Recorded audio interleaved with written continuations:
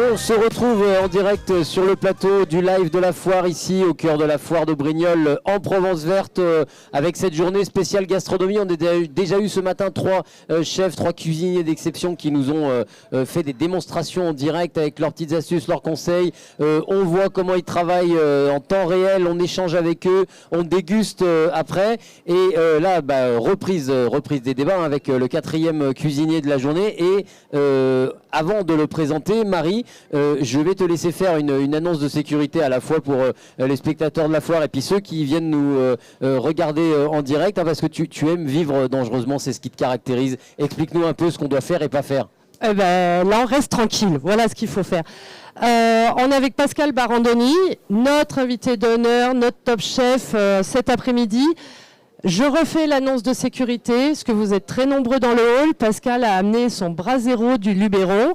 Il fait chaud sur la scène, donc il est possible que ça déclenche les alarmes incendie à un moment donné. Les grands Manitou de la sécurité sont venus me le dire.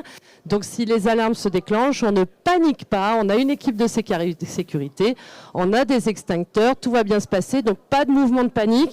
Vous êtes déjà très nombreux dans le hall gastronomie, mais les personnes qui veulent nous rejoindre, on a encore un peu de place. Hein, les portes sont ouvertes, il n'y a pas de souci. Le type est tranquille, il se balade avec ça dans sa voiture, il dit je vais faire une démonstration, il nous amène une espèce de Brasero de piquet de grève, là, il est tranquille. Non mais Pascal au départ il voulait venir avec un énorme truc de 200 kilos, je lui ai dit tu te calmes. Il a dit ouais mais on va mettre le feu. Bon, on va mettre le feu, mais toute proportion gardée. Messieurs, mesdames, merci d'être là pour cette démonstration. Une ovation pour notre top chef du jour, Pascal Barandoni. S'il vous plaît. Merci beaucoup. On m'entend là ? Ouais. On va commencer par un sondage. Je propose qu'on fasse gagner une mug à toutes les personnes qui ont vu Pascal à la télé. Levez la main. Ok, vous regardez la télé à Brignoles. Retirez les mugs, la foire de Brignoles. Non, on fera gagner des objets de la foire tout à l'heure. Ouais, parce que là, on va être obligé de les lancer. Hein. Je m'en occupe. Pascal, bienvenue. Merci beaucoup d'être là. Donc Pascal, bien sûr, a un super parcours sur M6, mais est aussi chef du Mas du Lingusto à Cuers. Rocco et Frédéric, les propriétaires du Mas du Lingusto, sont là. Merci d'être là, c'est très sympa.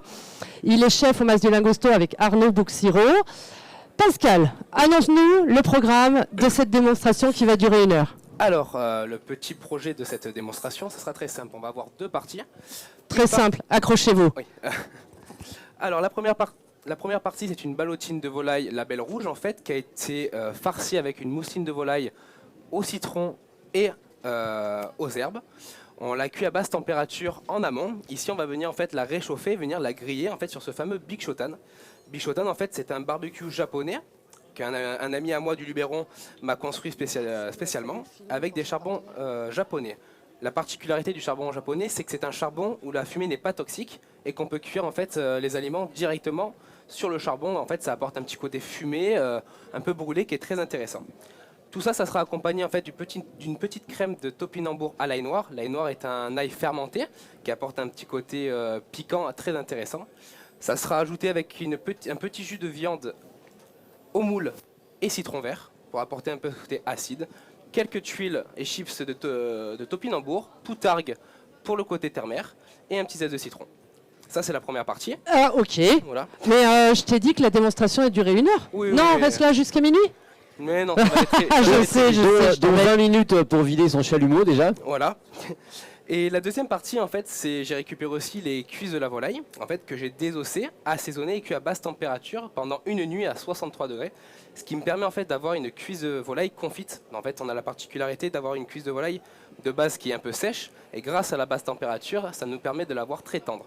Et pareil, on va venir la griller avec un petit peu de jus de viande, et tout ça, vous allez pouvoir le déguster ensemble. Donc, voilà. Je sais pas si on a prévu assez de bouchées de dégustation, parce qu'on a beaucoup de monde quand même. Hein. Si on va se débrouiller. J'ai prévu. On a même prévu l'accord Mets et Vins. Cet après-midi, ce sera, parce qu'on a un partenariat avec les vins de Provence, le CIVP. Et donc Pascal a choisi la Croix d'Angardin. C'est une cuvée du château de l'Escarel à la Selle. Et donc nous aurons notre œnologue tout à l'heure qui viendra commenter cette cuvée. Et puis pour ceux qui ne boivent pas d'alcool et puis pour proposer autre chose, j'ai goûté tout à l'heure un limonello. Limonello de Sébastien qui a un stand juste derrière, qui est un producteur de Bastia, c'est extraordinaire. C'est un limoncello sans alcool au citron. Donc ceux qui veulent boire autre chose que du vin, eh bien, ils pourront goûter les boissons de Sébastien qui sont vraiment, c'est vraiment des super produits. Je vous invite à aller les voir sur les stands du hall gastronomie.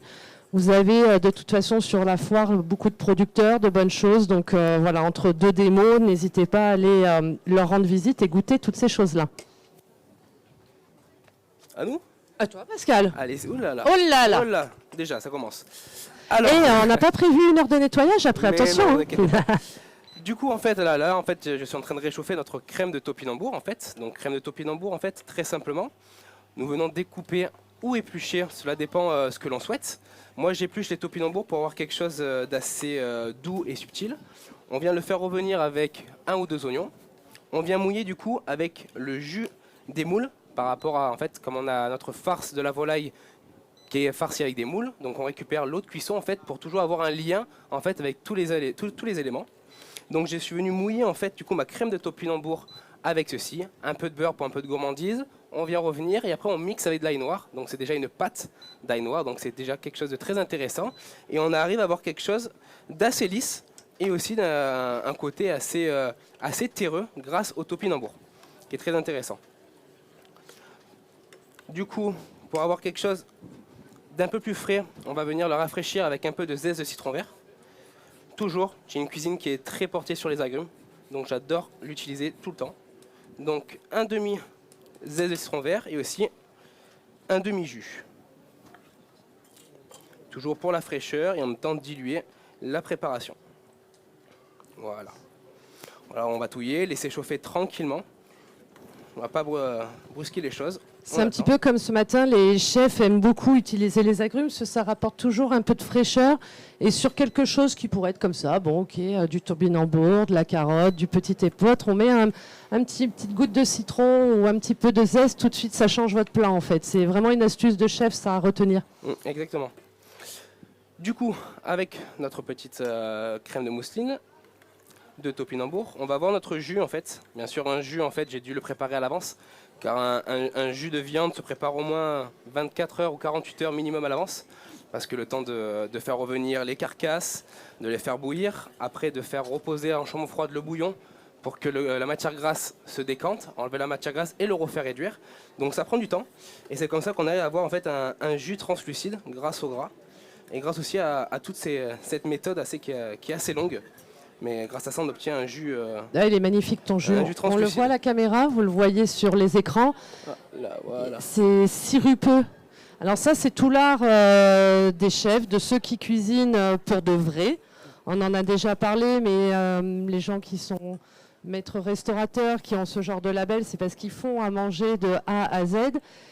Et c'est ça la différence en fait, c'est qu'un jus, voilà, c'est 2-3 jours de boulot, c'est pas très compliqué, mais c'est du temps. La cuisine, c'est du temps, mais c'est la contrepartie, j'ai envie de te dire, c'est du travail. Exactement. Il n'y a pas de raccourci, il y a du savoir-faire, des techniques et du travail. C'est exactement ça. On dit que les bons cuisiniers savent faire les jus, donc attention, hein, on t'attend au tournant. Hein. J'espère que vous allez vous régaler. Je te mets la pression. Oui, toujours. On a l'habitude maintenant avec toi. Oh, ça va, c'est gentil. Alors voilà. Alors là, on peut voir en fait, c'est la ballotine de volaille dont je vous ai parlé. Du coup, je la prépare avec un film alimentaire et je viens la cuire à 63 degrés jusqu'à avoir une obtention d'une température de 59 degrés à cœur. Comme la volaille, en fait, chaque viande a une température optimale pour la cuisson. Le bœuf, c'est 52 pour avoir une cuisson bleue. L'agneau, c'est 55. Le veau, c'est 56, ainsi de suite. Et la volaille et le porc, c'est 60 degrés. Comme ça, vous pourrez, un jour, si vous avez un thermomètre à la maison, vous pourrez vous en servir. Tu l'as fait cuire comment concrètement, il a désossé une volaille qu'on met à plat. Tu l'as farci avec des choses, j'imagine. Alors, on a une mousseline de volaille, donc blanc de volaille qui ont été mixés avec de la crème et des blancs d'œufs. Le blanc d'œuf et la crème vont apporter le collagène et c'est ce qui va coller en fait tous les éléments ensemble. On a aussi les moules de notre marinière en fait qu'on a rajouté à l'intérieur. Ah, comme ça fait un côté terre-mer qui est assez sympa, qui marche bien aussi. Exactement. On a ce côté terre-mer. On a aussi du coup du citron et des herbes. Toujours les herbes en fait, donc basilic du jardin, thym du jardin. Quand on a la chance au Mas du Lingusto d'avoir notre propre jardin, donc herbes aromatiques. Vous avez un magnifique jardin au Mas du Lingusto, je vais en parler dans un instant. Ah, donc du coup, tu as cette farce que tu mets, ta volaille est à plat, tu mets ta farce, après tu roules tout ça, exactement. Tu le roules serré dans du cellophane et là tu l'as cuit comment, en bain-marie? Alors là, on l'a cuit en fait, je l'ai cuit en fait directement dans le four vapeur. Ok. Du coup à 63 degrés, température optimale. Et en fait, je mets une sonde au centre de la volaille et j'attends jusqu'à ce qu'elle obtienne 59 degrés. À 59 degrés, je viens la stopper directement dans de l'eau froide avec des glaçons, on appelle ça une glaçante, pour stopper la cuisson. On la stoppe à 59 degrés, en fait, comme on va la recuire derrière, il ne faut pas qu'il y ait une surcuisson, sinon en fait la préparation va être assez sèche. Donc après, à la maison, si on n'a pas de four vapeur, c'est quelque chose qu'on peut faire dans une eau bouillante. Voilà, c'est la précision là-dessus, c'est d'avoir un thermomètre. Ça coûte pas grand-chose. Moi, je m'en suis fait offrir un. Et ça change tout. Sur la cuisson de la viande, c'est extraordinaire parce que, comme tu dis, il y a une température précise, on se loupe plus. Exactement. J'en profite 2 secondes. Vas-y, Pascal, dis-moi. Après, je voudrais parler du Mas du Lingusto un petit peu. En fait, là, du coup, je vais vous montrer. En fait, je vais juste venir les griller sur le Big Shotan. Donc, si vous voyez des marques noires dessus, ce n'est pas grave. C'est comestible, donc ne vous inquiétez pas. Oui, donc pendant que tu mets le feu, voilà. Donc au moment où je vais parler de la très belle maison dans laquelle tu travailles, ce serait bien de ne pas déclencher les alarmes incendie. Oui, chef. Donc Pascal, après avoir fait Objectif Top Chef, il vous le racontera tout à l'heure, parce qu'on veut les détails croustillants. T'es pas venu pour rien. Non, jamais. Et aller au Mas du Lingusto, parce que Pascal est de Cuers, et aller voir Rocco Briglia, le propriétaire, et en lui disant qu'il voulait absolument travailler au Mas du Lingusto. Le Mas du Lingusto à Cuers, c'est une très belle maison connue de longue date, avec un potager extraordinaire. Mais là, alors, c'est pas pour de vrai, c'est pas pour de faux, pardon. C'est un truc immense. Il y a un poulailler, il y a des, je sais pas. Rocco passe sa vie à faire du jardin, voilà. Donc un beau terrain de jeu pour un chef, j'imagine. Toujours. C'est vrai qu'on a au Mas du Lingusto, on essaie d'avoir un peu un côté éco-responsable. On a la chance d'avoir un poulailler. Donc sur les postes de travail, on a toujours la poubelle pour le compost, la poubelle pour les poules, donc ça veut dire qu'on diminue notre quantité de déchets. Et en plus, on a la satisfaction de proposer à nos clients tous les matins, en fait, durant les petits déjeuners, les œufs de nos poules, en fait, donc des œufs frais qu'on travaille en cuisine à la bonté des clients. Donc j'avoue que c'est un joli plaisir. Et en plus pour le jardin, c'est vrai qu'avec la petite équipe que nous avons, quand nos commis vont au jardin récupérer les petits légumes, les artichauts, comme on est en pleine saison, ils ont un rapport autre avec la nourriture et avec ce qu'ils préparent, donc c'est toujours très satisfaisant. Ça implique un peu le respect du produit quand vous allez ramasser, c'est pas des artichauts qui sont livrés dans une caisse venue de je ne sais où. C'est ça. Vous allez ramasser vos légumes dans le potager, on fait attention. Ceux qui sont là depuis ce matin l'auront remarqué, il y a un vrai engagement des chefs sur ce côté de réduction des déchets, parce que de toute façon, je crois que pour les restaurants, ça va devenir obligatoire d'ici très peu de temps. Mais on l'a dit, on va le redire, mais de tout utiliser, d'utiliser les épluchures. Les parures de la volaille vont atterrir dans une mousseline, pas dans une garniture, dans une farce, pardon. On utilise tout, on jette rien. Et voilà, comme je l'ai déjà dit, mais il y a des gens qui s'investissent beaucoup pour produire ces légumes, pour produire ces beaux produits. Donc par respect, on essaye de tout utiliser, de gaspiller le moins possible. Et puis c'est une question de bon sens. Exactement, éco-responsabilité. Alors on en est où? Alors, on a fait les quenelles. Qu'est-ce qu'elle raconte, les quenelles? Les quenelles, la ballotine, toujours. Du coup là, on va venir en fait la trancher et bien la regriller pour en fait que tout le monde ait une jolie portion. Ouais, vas-y. Donc voilà, on peut voir en fait, je sais pas si on a une caméra qui. Oui, à ta droite là, tu peux voilà. Voilà. Là en fait, on peut voir en fait, on a du coup ici la volaille qui a été ballotinée et au centre la farce mousseline avec les herbes, les moules. Donc là, on peut voir les petits côtés jaunes, c'est les moules. Et en fait, là, on va venir les trancher grâce à la crème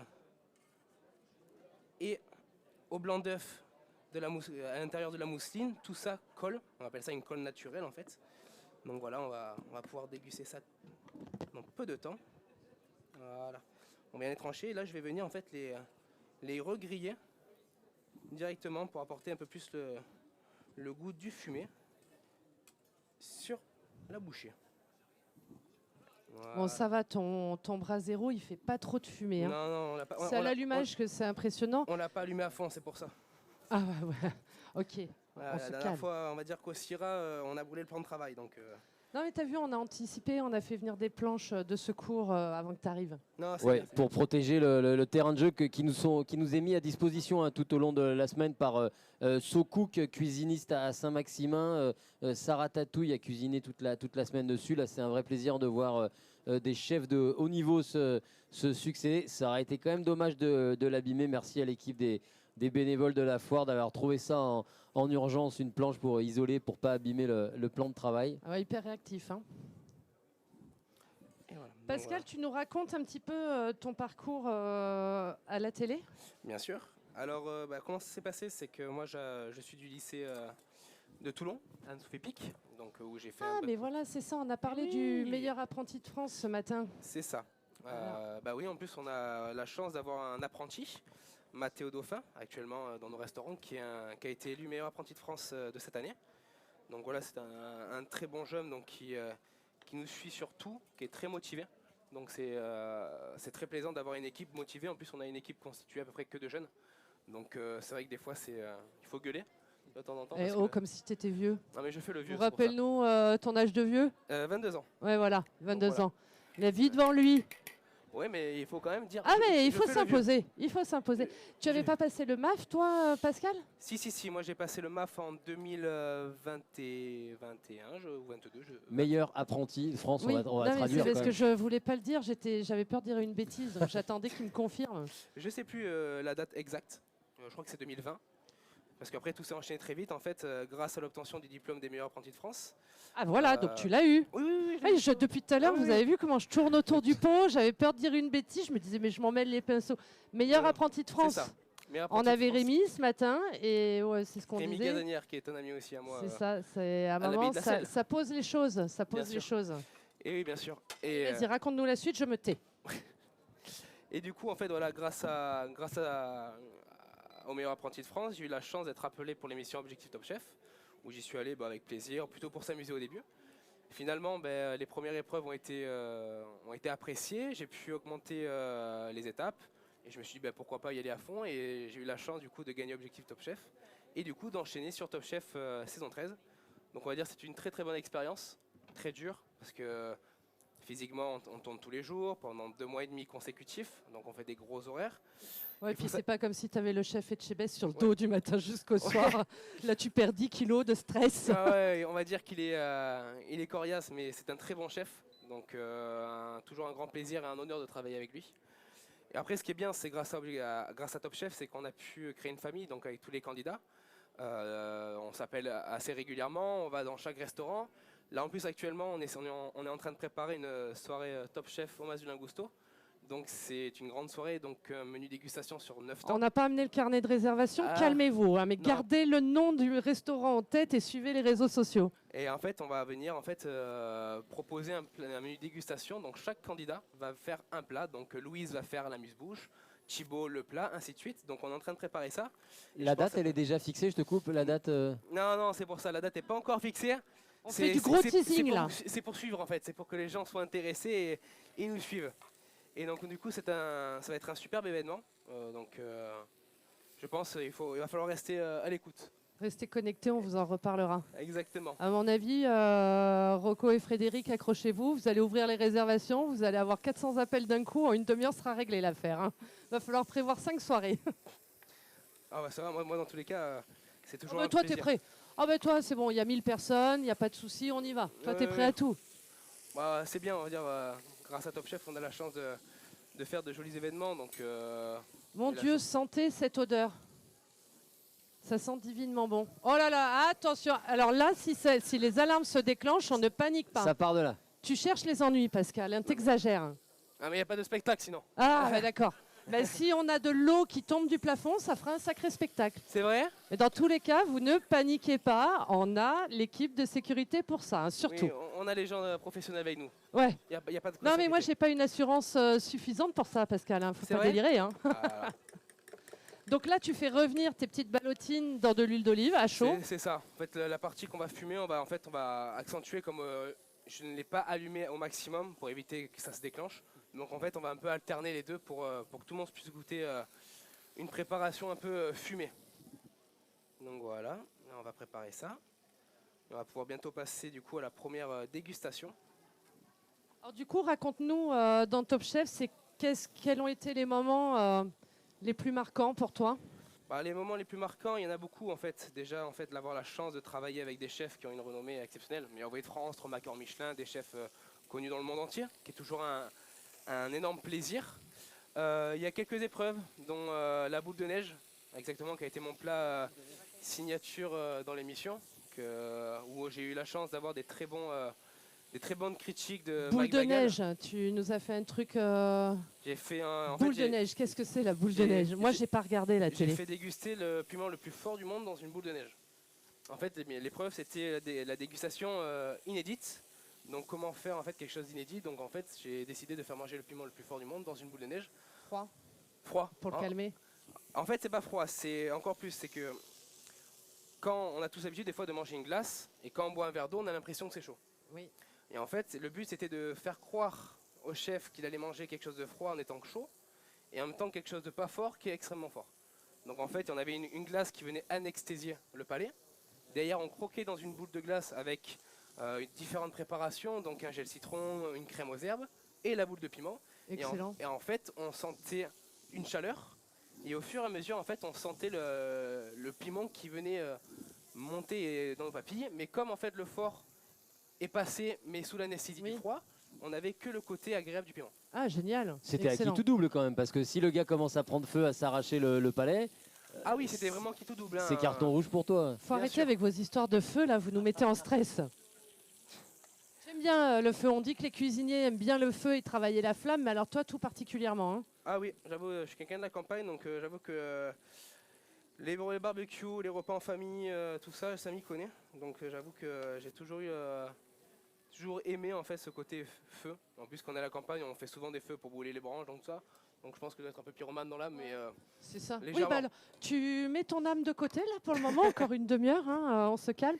Et Non, mais donc, Top Chef, donc je t'ai interrompu sur la boule de neige. de neige. Et Des du coup, moments non, marquants. Bien sûr, parce que j'ai eu la chance en fait, de remporter cette épreuve. Et en plus, durant le verdict, il y a le chef Paul Perret qui a pris la parole et qui m'a complimenté. Donc c'est vrai que c'est toujours Ça, très c'est émouvant. classe. Paul Perret, c'est un chef français qui est 3 étoiles Michelin à Shanghai, C'est ça. qui a un restaurant qui s'appelle Ultraviolet. Moi, je rêve d'y aller, mais alors, c'est Mm. pas gagné. J'espère le faire avant la fin de mes jours. Il a un restaurant où il y a 10 places et en fait, ils viennent vous chercher un endroit. Et, vous ne savez pas où vous allez. C'est une expérience absolument extraordinaire. Et il a fait carrière à Shanghai. Il vient juste là de se réinstaller en ouvrant une sorte de bistrot très élégant dans un palace à Paris. Mhm. Bah alors là, les compliments de Paul Perret, là, Très t'es agréable. tranquille. Ouais, Ouais, tu très, dis très ça va, agréable. c'est bien. Il y a pire. Il y a pire dans la vie. Donc voilà, après voilà. Bah, alors là, on va bientôt passer à la dégustation. Donc on va remplir les petites bouchées en fait. Du coup, en premier temps, vous aurez à avoir la crème, la petite bouchée de ballotine, le jus de viande, quelques chips pour apporter le côté croustillant, la poutargue. Donc la poutargue, je ne sais pas si vous connaissez. Donc la poutargue, ce sont des œufs de mulet salés puis fumés. Donc en fait, donc c'est quelque chose de très puissant. Donc on va en mettre légèrement. C'est très très bon. C'est très puissant, voilà. Donc c'est un super produit en fait, très intéressant à travailler parce que ça apporte de la puissance en bouche, ça nous rappelle la mer, sans en fait emporter le goût sur les aliments. Tu as fait un terre-mer, vraiment. Exactement, vraiment un terre-mer. Voilà, j'aime beaucoup travailler voilà le côté agrumes, terre-mer, sucré-salé, un peu moins. Plus terre-mer, moins on- sucré-salé. Ouais, exactement. Plus terre-mer, c'est toujours plus agréable de mélanger pas mal. C'est parce que tu es chasseur, ça. Ouais, mais ma foi, Voilà, c'est ça. Eh, ma foi. La poutargue, celle-là, je crois que je sais plus. Ah, on a des très bons producteurs Je de sais plus. poutargue dans le coin. Je sais qu'on alors. en a ici, mais là actuellement j'ai plus le nom de la poutargue, comme Tu ça fait fais un petit comment? moment. Tu la mets en tranches, tu la râpes sur Là, ton- là, on va venir la la microplane, parce qu'aussi en fait il faut savoir qu'en fait celle-là je l'ai achetée, mais un petit moment, parce que de base au restaurant on fait notre propre poutargue. Parce qu'en fait, à chaque fois, on achète des poissons entiers, que ce soit des thons, des flétans. Là, on a fait rentrer par exemple des barracudas de 10 kg. Et en fait, on a récupéré les œufs en fait, qu'on fait saler, fumer. Et en fait, on produit notre propre poutargue. Oh. Ouais, on essaie de tout faire nous-mêmes. Ah, mais quand je au vous dis que restaurant. c'est des grands malades, après, c'est ça qui fait la différence d'une table de qualité, d'une table un peu lambda. C'est tout ce travail. Et On l'a vu avec Nicolas Pierantoni ce matin, avec Julien Tosello, et on va le voir aussi après toi avec Sébastien et Nadine Gaillard de Hops, avec Christian Boeuf de la Bastide des Magnans qui viendra conclure la journée. Tout ça, en fait, c'est du travail. On ne jette rien, on cuisine tout ce qu'on peut, on le réutilise parce que tout ça, c'est de l'argent et du chiffre d'affaires. Donc, c'est vraiment important dans un restaurant de fonctionner comme ça. À la maison, c'est pareil, parce qu'on nous dit que tout coûte cher, mais il ne faut rien jeter. On l'a vu, vous pouvez faire des chips avec des épluchures, vous pouvez faire des bouillons de légumes, vous pouvez faire des veloutés avec les cosses, des fèves ou des petits pois. Exactement. Tout se réutilise et comme je le disais ce matin, pour n'importe quelle chose où vous ne savez pas, vous tapez quelque chose sur Google, vous trouverez toujours une petite solution. Et c'est important parce qu'après on dit oui, les courses elles ont augmenté. Oui, mais si on jette les cosses de petits pois ou les cosses de fèves, on a perdu 80% de ce qu'on a acheté. Donc c'est important.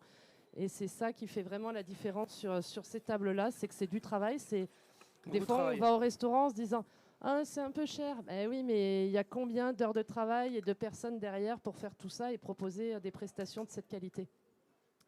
Tu nous parles un petit peu de vos menus du moment, Mas du Lingusto. Je sais que tu es habitué à faire deux choses en même temps avec la télé, donc je pense que tu en es capable. Oui, voilà, actuellement, en fait, Mas du Lingusto, on travaille avec deux menus.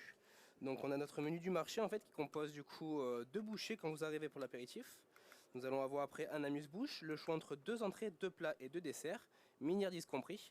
Alors ce menu change à peu près tout régulièrement entre 2 et 3 semaines. Ça c'est le menu du marché. Ça c'est le menu du marché, voilà, ça dépend de notre humeur et les produits que nous avons. Après nous avons aussi le deuxième menu, donc, qui est un menu dégustation. Donc c'est un menu où nous avons une suite de 7 plats, donc apéritif, amuse-bouche, entrée, plat poisson, plat viande, plateau de fromage, pré-dessert et dessert. Donc c'est un grand menu qui vous permet en fait de déguster différents produits travaillés tout en subtilité. Donc c'est très intéressant. Et actuellement nous sommes en train de penser à réfléchir au menu prestige en fait, donc où on va travailler plus de produits nobles. Parce qu'on va dire maintenant les produits sont de plus en plus chers, donc on essaye de faire attention à ce qu'on travaille. Donc nous allons rajouter des plats, des produits de prestige. Donc nous allons avoir 3 menus. Ok. Donc voilà, donc c'est un sacré budget, un sacré challenge. Travail. Parce que voilà, c'est du travail. Mais là, on aime bien relever les défis. À déguster en terrasse. C'est magnifique parce qu'ils ont une terrasse qui est face aux vignes avec la rivière qui passe juste en dessous. C'est vraiment un cadre idyllique. C'est une expérience en soi.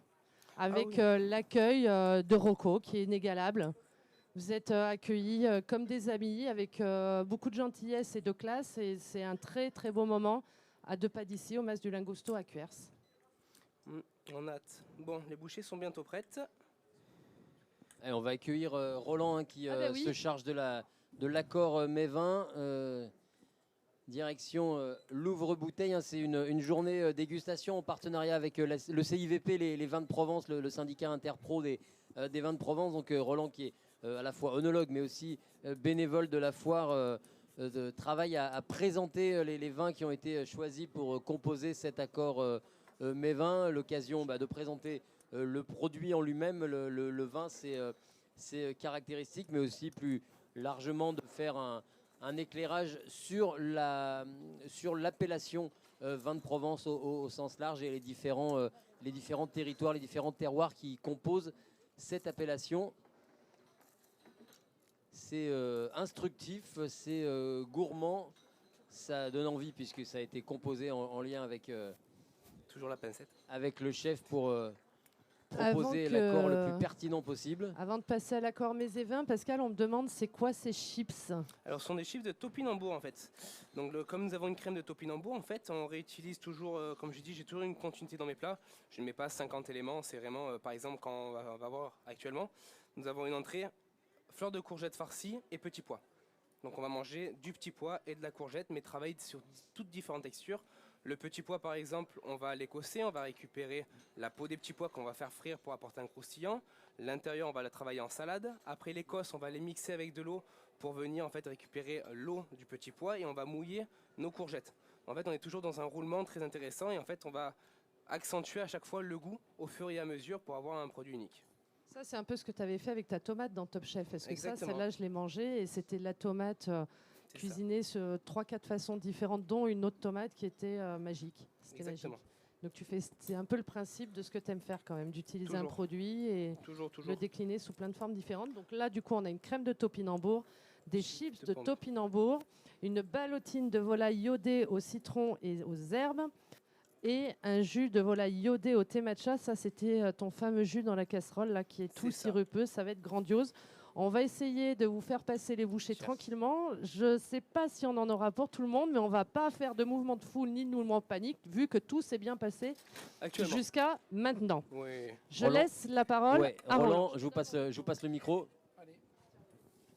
Ce ne suffira. Bonjour. Rebonjour pour certains qui étaient déjà là ce matin. Hein. On voit les gens, les aficionados là, donc c'est bien. Alors donc nous en sommes à notre 4e présentation. Donc je continue Yann. avec un coteau-varois, donc coteau-varois Croix-d'Engardin, Il y donc avait des tasses. Château-l'Escarel. Donc pour les locaux, donc vous savez où se situe hein, donc l'Escarel. Hein. L'Engardin, ça fait partie des montagnes qui autour du massif de la Loube. Donc nous sommes sur des parcelles donc situées un petit peu plus en altitude. Les coteaux-varois, je vous ai parlé ce matin de quelque chose de marqué par l'amplitude thermique jour-nuit, avec un côté tonique donc, qui se rajoute dans la dégustation. Et là, sur ce type de vin-là, donc il va accompagner quand même une préparation quand même à base de viande, hein, donc sur du grillé, du fumé. Donc il nous faut une structure suffisante hein, pour supporter donc les différentes saveurs.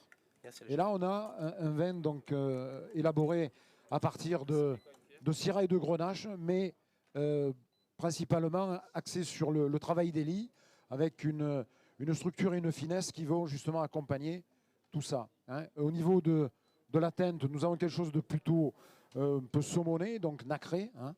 Et je vous disais donc des arômes plutôt épicés, avec en bouche notamment une excellente salinité, qui est le support rêvé pour accompagner cette ballotine de volaille. Voilà. On va vous servir donc les verres donc en séance là. Et puis comme toujours, si vous avez des questions, donc on est là pour vous répondre. Vous voyez si ça correspond tout à fait à ce que vous en attendez. Mais sinon, voilà, coteau-varois sur des argilo-calcaires, sur des parcelles en altitude. Donc Croix-d'Engardin, château de l'Escarel. Merci Roland pour ces explications à Château de l'Escarel. Donc à marier avec les ballotines qui sortent petit à petit de la cuisine. Je voulais juste souligner l'arrivée de Yann sur la scène. Yann, c'est mon joker pour tout, en fait. Yann est chef privé à Roquebaron. Garéoul. Et chef privé, c'est un ami de Pascal. Et puis, hier soir, il me dit « Ah, ben, je viens voir Pascal. Ok, prends ton tablier, on ne sait jamais. » Ben voilà. La cuisine, c'est une affaire de copains, de partage, d'échange. Merci d'être là, Yann. Et Pascal, tu te tiens tranquille sur les alarmes incendie. Je répète que si ça déclenche une alarme incendie, on ne bouge pas, on ne panique pas, tout est sous contrôle. Tout va bien se passer. Est-ce que vous avez des questions? Alors, je vais préciser une petite chose. On n'a pas de recette écrite parce que Pascal, il improvise. Donc, ouais, je suis désolée. Alors, sinon, si Pascal, il est tout le temps en train de bosser et de faire 10 000 trucs. Donc, je lui ai demandé une fois, 2 fois. Après, je me suis dit, bon, peu cher, il a autre chose à faire. S'il a la motivation, il m'écrit la recette et je la mettrai sur mon site, levardesgastronomes.com. Promis. Voilà.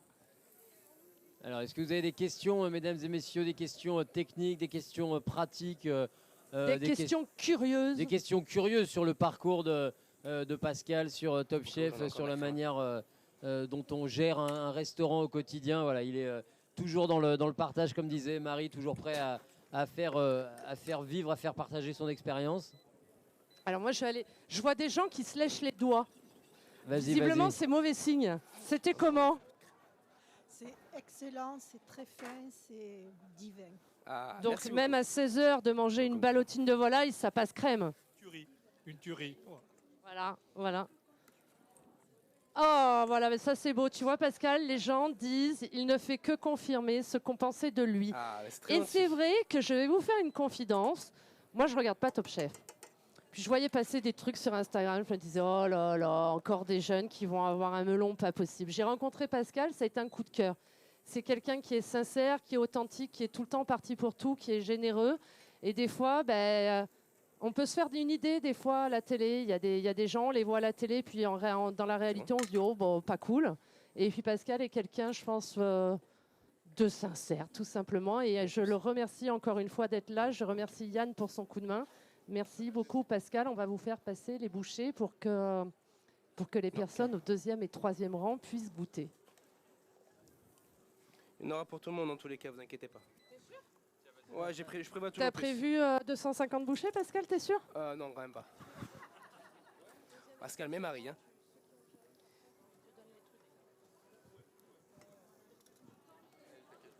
Ouais. Voilà, pour le goûter, arrêtez les granolas, arrêtez les figolus, passez directement aux ballotines de chez Pascal. J'en profite pour annoncer la suite du programme. Donc, oui. quand d'ici, je ne sais plus où est-ce qu'on en est. Hop, on a dit 16h30, c'est ça? On est censé arrêter à 16h15, 16h30. donc on reprend à 16h30, oui, c'est ça. Sébastien et Nadine Gaillard du restaurant La Truffe, je les ai mis au défi de faire une recette autour de la betterave et de l'asperge. Et Sébastien va la faire en salé, Nadine va la faire en sucré. Ça va être une très belle démonstration. Visuellement, c'est très beau, c'est gourmand. Donc, restez avec nous. On va enchaîner encore sur une très jolie démonstration avec une mosaïque d'asperges et de betteraves. Ça, c'est chouette. Et un tacos à chocolat betterave. Ça va, je pense qu'il y a de quoi être épaté une nouvelle fois. Et puis ensuite, on terminera la journée à 17h45 avec Christian Boeuf de la Bastide des Magnans qui va nous faire un ceviche de poisson. Je vais essayer de traîner un peu. Il reste un peu de rosé si vous voulez. Qu'est-ce qu'il y a? Attention. Eh ben, on va refaire une tournée, on va passer par là. On refait un service, c'est ça l'histoire? On va essayer de contenter tout le monde. Maintenant, je promets rien, mais on a distribué de ce côté, on va revenir distribuer de ce côté. Vous inquiétez pas. Ah, mais il y a encore plein de ballotines derrière. Je les avais pas vues celles-là. Ça va, on est large. Il t'a dit qu'il avait prévu large. Il a prévu large. Ouais, Hein. heureusement. Allez, on va mettre ça. Allez Yann, t'es chaud. Vous voulez de l'aide?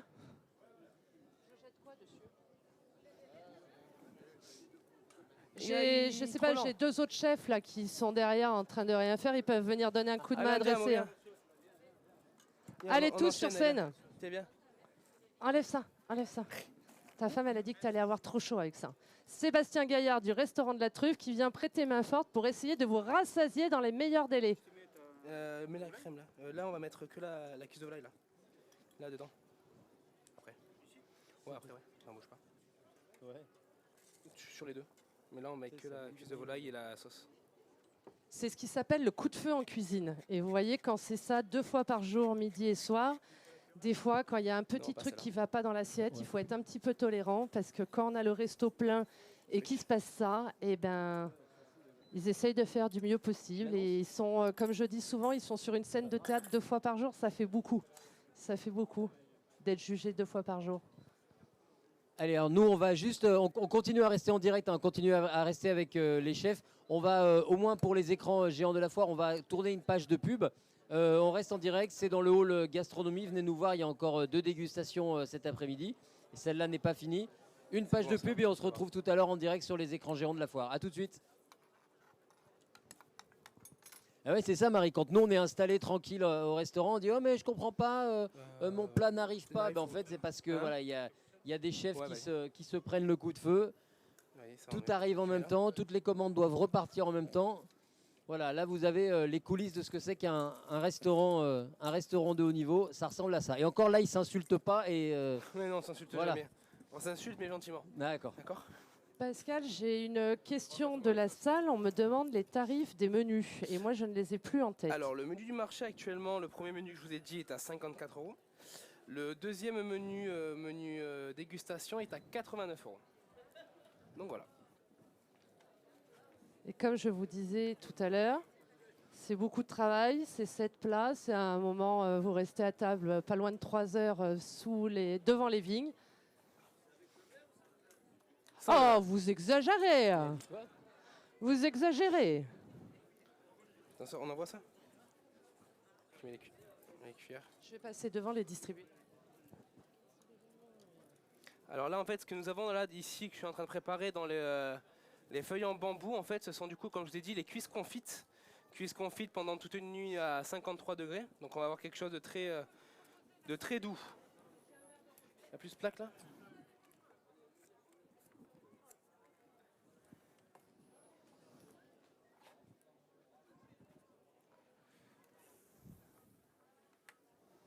Et Marie Tabaki qui a piloté cette journée, hein, qui s'est occupée de réserver les chefs, de les faire venir, d'organiser tout ça, Ouais, c'est bon. du blog Le Var des gastronomes, on la retrouve sur Ça, c'est Facebook, juste sur les cuisses confites. Instagram. Cuisses confites. Elle se transforme en serveuse l'espace d'un instant pour envoyer les ballotines de Pascal dans la salle pour vous les faire déguster.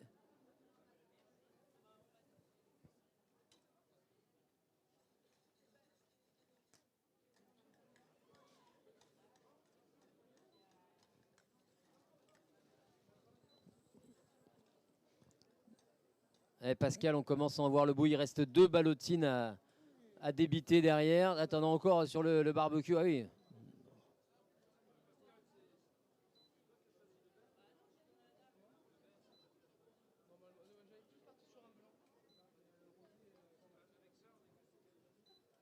Blanc, un blanc, un blanc un peu sec normalement. Mais après, normalement, le rosé, comme il est élevé, il est un peu vieux, il devrait être agréable aussi en bouche.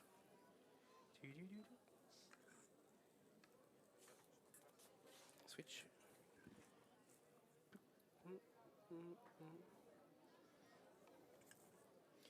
Il est bien gras le jus, hein. Oups, hop.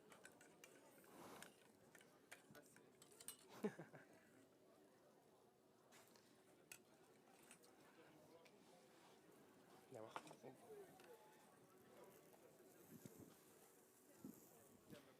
Combien là? Ouais, attends, bouge pas, là j'en ai un peu là. Combien il reste de. Il en faut là? Tiens, là il y en a 7. Tiens, regarde. Tchac, tchac. Tchac, tchac. Tchac. Tchac. Bon, celui-là, ah bon, du jus.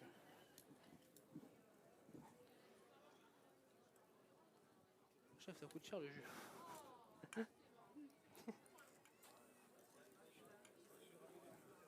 Hein? Après, ouais. Le jus, il est encore chaud.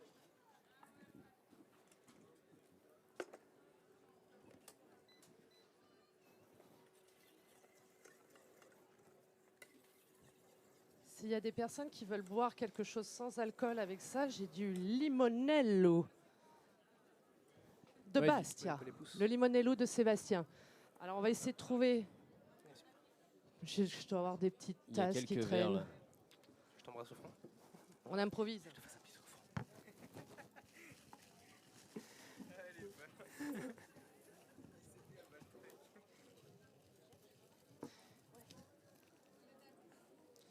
Marie, Il y a des verres de rosé hein, qui restent pour ceux qui veulent. Hein. Marie, on va pouvoir y aller là. On va pouvoir y aller. Pourquoi? Ah, pour le service. Eh, j'ai que 2 mains. Hugo. Où est Hugo? Andiamo. Allez là.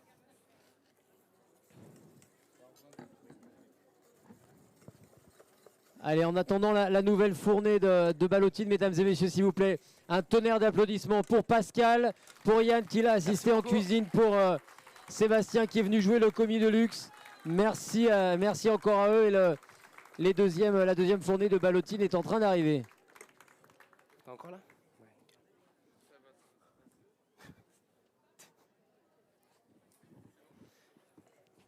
Allez, andiamo.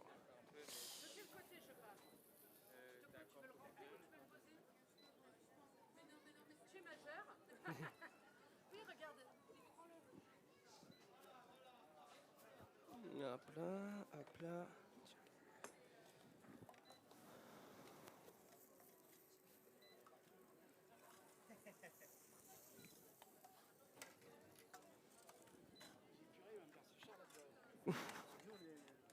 Hein?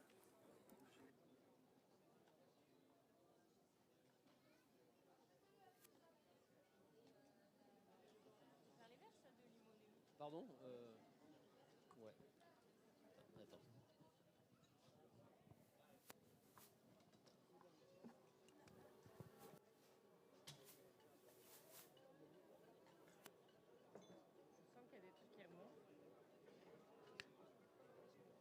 pas, des fois c'est un peu gazeux. Oui, oui, non, je comprends.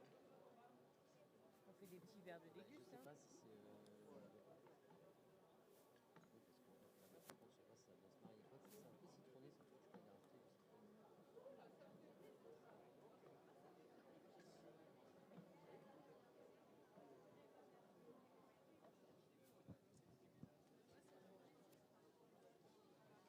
Allez, rapprochez-vous, mesdames et messieurs, si vous voulez goûter. C'est le limonello. On peut le retrouver dans le hall gastronomie. Hein. Le stand, c'est chez Sébastien. C'est des spécialités corses de limonello. Donc, c'est un limoncello sans alcool. Il y a aussi des gâteaux de châtaigne. Il y a des préparations à base de citron. Il est venu nous présenter hier ses spécialités sur le plateau du live de la foire. Il est adorable. Il présente parfaitement ses spécialités. Rendez-vous dans le hall gastronomie, il y a plein d'autres artisans à découvrir. Il y a de la charcuterie, il y a des pognes, il y a du champagne. Il y en a pour tous les goûts sur le hall gastronomie.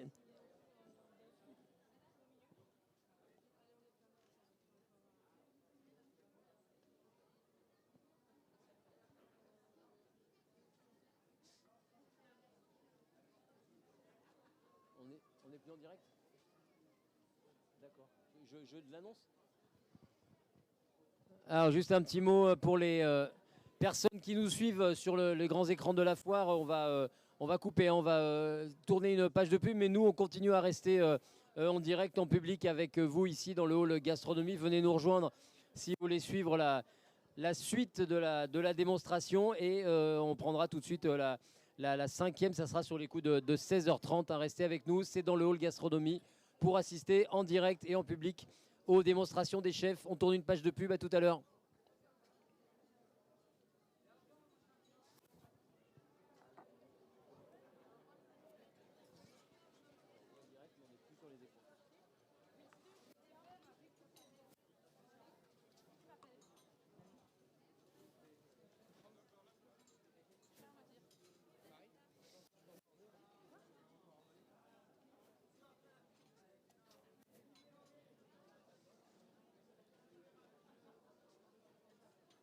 On m'entend ? Là, oui. Je voulais juste vous préciser qu'on n'a pas la recette écrite parce que Pascal fait en fonction de l'humeur, du marché, de l'envie, de la saison et voilà. S'il a le temps, parce que c'est quelqu'un qui est très très sollicité, s'il a le temps et qu'il me l'envoie, vous pourrez retrouver la recette sur le site levardesgastronomes.com. Faut faire plaisir. Hein ? Non. Qui n'a pas goûté ? Ah. Oh, pardon, excusez-moi. Qui n'a pas goûté ?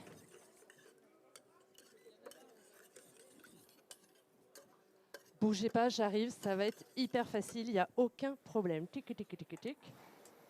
Il va falloir juste tendre le bras.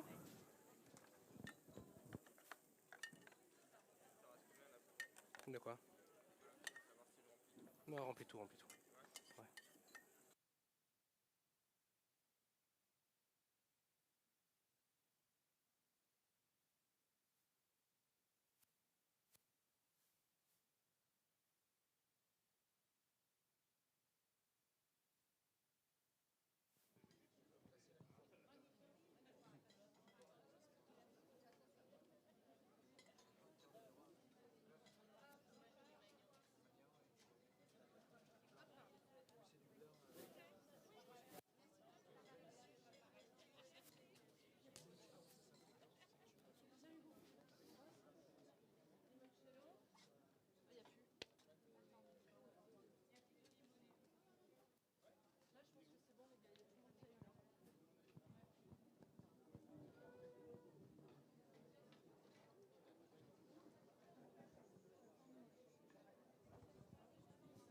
Sébastien, si tu m'entends, ton limonello a un succès fou. Ça vous plaît, ceux qui ont goûté ? C'est chouette, hein ? Très bien fait, ça. Hein. Donc, le limonello de Sébastien que vous retrouvez sur le stand dans le hall gastronomie, qui est un limoncello sans alcool. Il y en a en version citron, il y en a avec des épices. On peut le mélanger avec des crèmes de fraises pour faire des cocktails. C'est un super produit. Franchement, une belle découverte.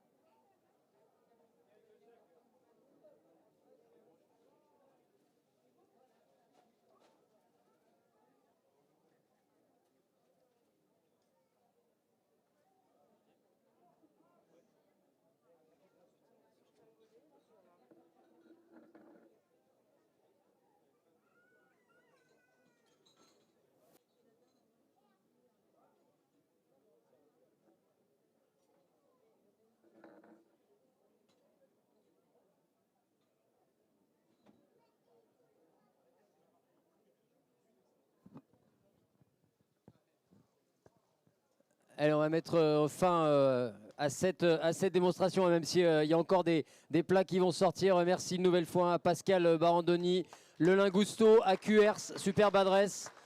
Merci Merci beaucoup, à Yann Pascal, d'avoir d'assurer pris le temps. le commis. Voilà, on Pascal va- a fait son service ce midi, est parti avant la fin du service, donc je remercie Rocco de l'avoir libéré, a laissé les commandes de la cuisine à son équipe, et sitôt le brasero refroidi, repart pour le service de ce soir. Une vie de rockstar. Merci beaucoup Pascal d'avoir pris le temps, vraiment merci. on finit Merci Yann. on finit les dégustations.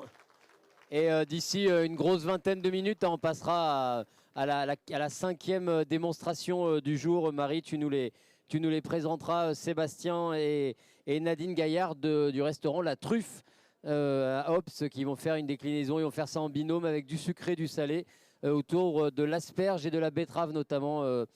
Restez avec nous, c'est en direct, c'est en public. À tout de suite.